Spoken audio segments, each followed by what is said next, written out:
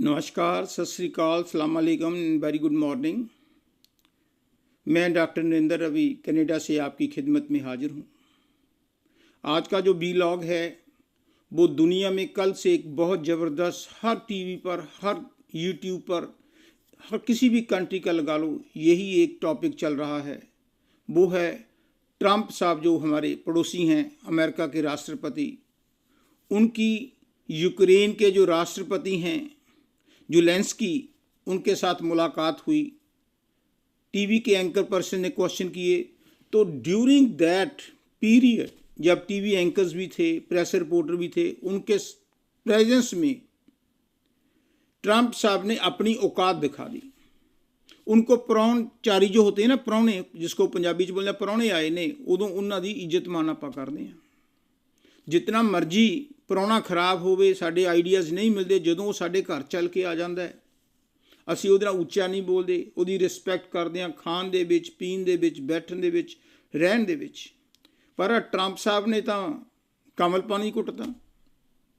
उन्हां नाल लाइव इन्नी ज़्यादा बहस की, उन्हां दी इंसल्ट करने की कोशिश की। और जिहड़े डिप्टी वाइस प्रेजिडेंट ने मिस्टर JD बेंस, उन्होंने भी कमाल कर दी।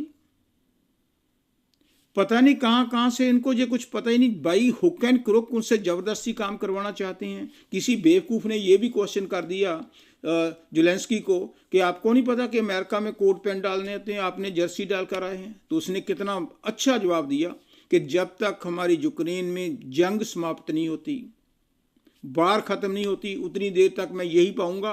बार ख़त्म हो जाए, मैं आपसे भी अच्छा सूट डाल कर आऊँगा, हो सकता है वो सस्ता हो। ये कोई बात पूछने की है कि किसी ने किस क्या कपड़े डाले हैं? जब सऊदी अरेबिया वाले जो आते हैं, पावरफुल पर्सनैलिटीज़ आती हैं, उनके तो ना सूट होता है ना कुछ होता है, लंबा सा कुर्ता होता है, पगड़ी। हर कंट्री का अपना पहरावा है। A man is known by the action, not by the dress. जिसकी पर्सनालिटी होती है वो उसकी सोच से होती है, कपड़ों से नहीं। कपड़े अगर अच्छे डाल दिए, स्टैचू के ऊपर, हम कपड़े की दुकानों पर जाते हैं, वहाँ पर लकड़ी के स्टैचू होते हैं, उसके कितने कितने कपड़े डालकर अच्छे बनाए होते हैं, क्या वो उसकी पर्सनालिटी अच्छी बन जाती है? वो तो स्टैचू रहते हैं, कपड़ों से पहचान नहीं होती। दूसरा, आपने बिल्कुल उसको स्टूपिड कहा। ये कौन सी बात है?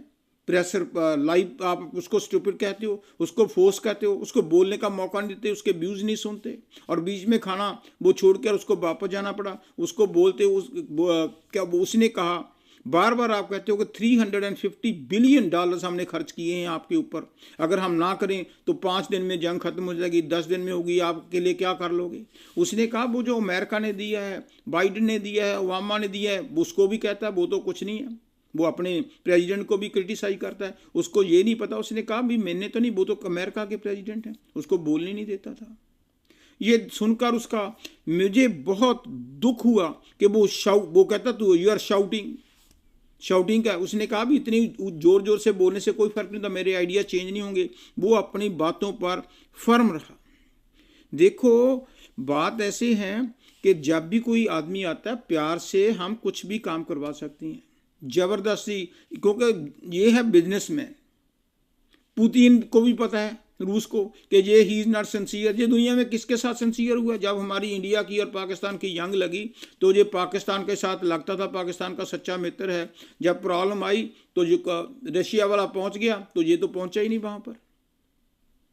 तो ये अपने they have their own self motive. अभी हमारे कनाडा के साथ पंगा डाला हुआ टैरिफ का, मोदी साहब को बुलाया टैरिफ का। ये पता नहीं, मैं तो उसको सोचता हूँ जैसे हमें कनाडा में है ना कि एवरी 6 मंथ और 1 ईयर अपने ब्रेन का, अपनी बॉडी का चेकअप कराना चाहिए, क्योंकि जब उम्र हो जाती है उसकी सोच भी बदल जाती है।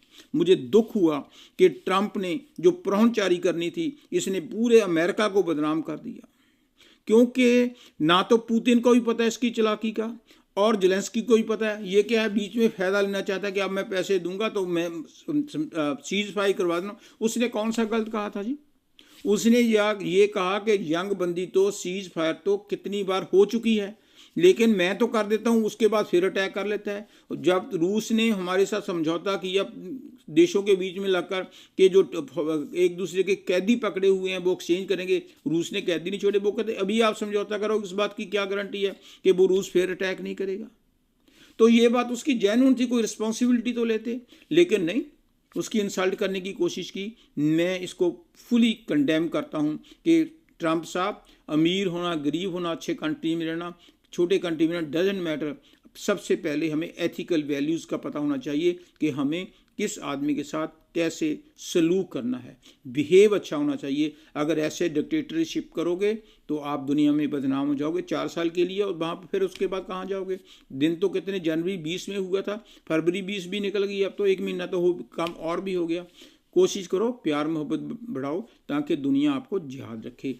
रिस्पेक्ट करो, जो भी आता है दूसरे कंट्री से उसकी रिस्पेक्ट करो। अगर वो आप यूक्रेन में जाओ, या आप इंडिया में चीफ गेस्ट बन जाओ, हमारे मोदी साहब आपकी बेइज्जती करें, आप क्या कर लोगे? लेकिन वो मोदी साहब की बेइज्जती होगी। इसलिए मेरी ये रिक्वेस्ट है, think before you speak. Trump साहब, ये आपने अपने देश को काफ़ी बदनाम किया है। जो कल की इंटरव्यू ज़ेलेंस्की और आपकी थी, और आपके जो वाइस प्रेसिडेंट बैठे थे, आपके जो पत्रकार बैठे थे, ये अमेरिका का कोई अच्छा इम्प्रेशन नहीं पड़ा। सोच लेना, कहीं ऐसे करते करते अमेरिका को सारी दुनिया में बदनाम ना कर देना, लोग इस पर थू थू ना करें। अमीरी होना, अमीरी अपने घर रखो, अमीरी से किसी को क्या फ़ायदा है जब आप इज्जत ही नहीं करते। अपनी जो कोठी है ना, कोठा है टूटा हुआ, हो झोंपड़ी है, उसमें रहना मच बेटर है बड़े महलों में जाकर अपनी गुलामी करने से।